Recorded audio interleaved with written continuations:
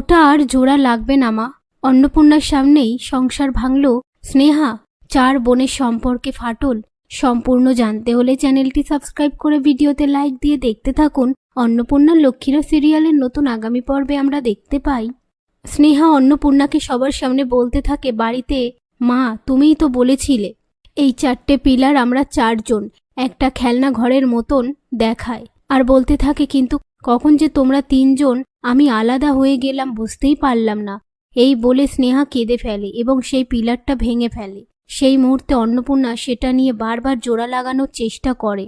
সেটা দেখে স্নেহা বলে ওটা আর জোড়া লাগবে না মা, আর জোড়া লাগবে না। এই বলে স্নেহা, তার বোনেরা ও অন্নপূর্ণা সবাই মিলে কান্না করতে থাকে। তো বন্ধুরা, আপনাদের কি মনে হয় স্নেহারা কি আবার আগের মতন একসাথে মিলেমিশে থাকতে পারবে?